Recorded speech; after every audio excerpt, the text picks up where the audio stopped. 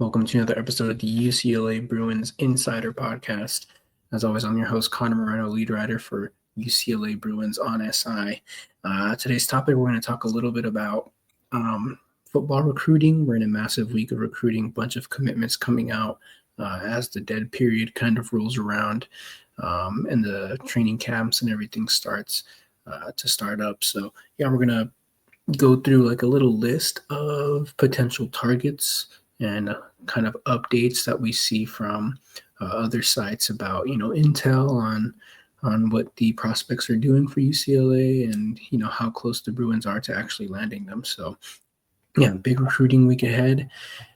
Just a little catch up. UCLA is still ranked 11th on 24/7 Sports 2026 team recruiting rankings.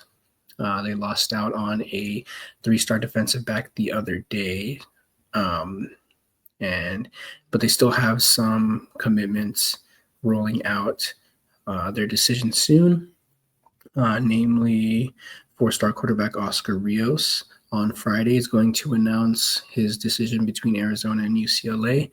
A little bit about Rios is he went on a visit, I think it was June 8th, to Westwood. He was thoroughly impressed.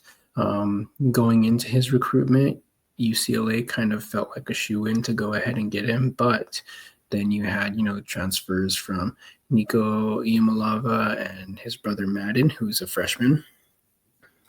So that kind of, a little bit of a stacked QB room might deplete UCLA's chances at getting Rios.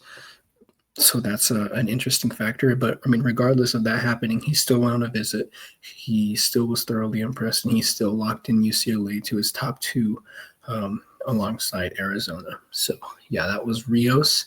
Let's go ahead and look at another list. I'm looking at Tracy Pearson for Bruin Report Online. This is his list. He does a phenomenal job at kind of updating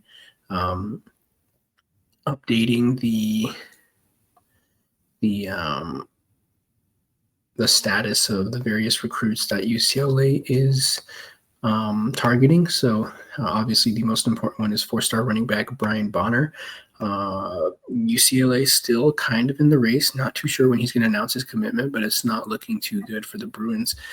Washington seems to have the edge in this recruitment. In fact, on 24/7 Sports, not too sure why, but they have a crystal ball rating for Notre Dame. He also has offers from Nebraska, Penn State.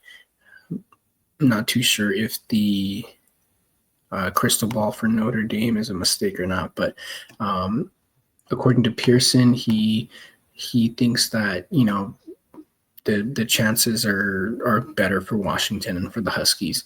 So we do have a recruiting date. It's July 1st. That's a tentative date. Could be pushed back. Not too sure, but that is in a few days. So that would be the biggest recruit of UCLA's class if they were to land him. He's a hometown kid from Valencia High School. That would be a massive recruit for the Bruins and for Deshaun Foster if they were to get him. So he had a visit with the Bruins in mid-May, but he also visited with Washington, Nebraska, had Penn State on the 13th. Penn State apparently has done a really good job at recruiting him. But as of recently, it looks like it's down to the Bruins and to Washington, and Washington kind of seems to have the edge. We already talked about Oscar Rios. He's number 2 on his on Pearson's list. But number 4, we have Carter Gooden, which we talked a little bit about in our last episode. Carter Gooden is an interesting situation. UCLA is still in the race for him. It's looking like it's between him and Penn State. But an interesting development is that his high school teammate, Marcus Almada, just received a crystal ball prediction to commit to the Bruins. He's a 3-star defensive lineman. Carter Gooden's a 4-star defensive lineman. I think he's an edge. And in the past, they said that Gooden and Almada were a package deal. I think Gooden addressed that, and he said that they haven't talked too much about it, so that might not be the case. But, that there's still that connection, and if Almada were to commit to the Bruins, which it's looking like he just might, then that would be a huge step forward for UCLA to potentially acquire four-star Carter Gooden. So they're hoping that that package deal thing and that the relationship really sticks together as Almada commits to the Bruins. So that is something that's going to be very interesting to watch and something that we're definitely going to keep our eye on.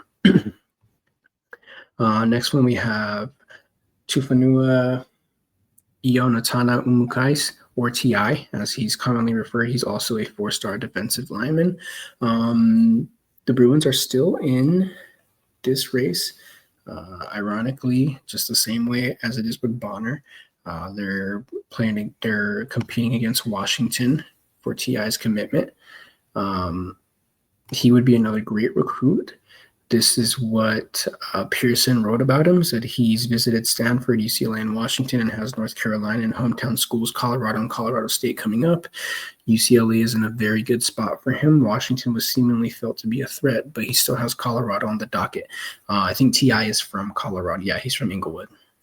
And then he said, the Buffs haven't pushed for many in-state recruits under Deion Sanders, and with Umukais, they will. If UCLA can withstand the two in-state schools, its chances are that much greater. And for his update, he said the feeling is that it's UCLA, Washington, or Stanford for TI, and it could come down to UCLA and Washington. So the Bruins are going to be battling with the Huskies for a few recruits and a few big ones coming up. I think Bonner would almost certainly be the Bruins' highest rated recruit, and TI, four-star defensive lineman, he would be up there as well. So very important recruitments coming up. Up next, we have Rodney Colton Jr. I wrote a little bit about him. You can go check it out. The story is published today. He would be, I think it would be UCLA's best linebacker in his freshman year. Like on the roster, I don't think they have a better linebacker than he is. So that is also another huge recruit.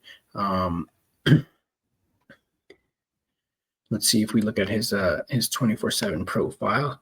He has offers and interest from Colorado, Ole Miss, Florida State, Penn State, and UCLA. But Pearson is saying that UCLA has a pretty good chance. Their visit was back in May. But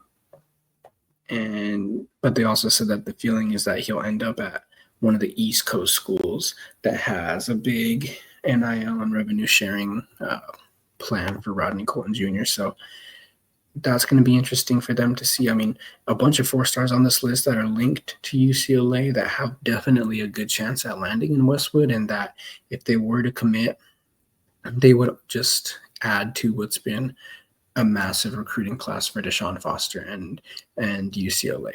They're ranked 11th right now in the nation. It's one of their best recruiting classes in over a decade for sure. So yeah, lots to look forward to for UCLA, and we're going to have it all right here.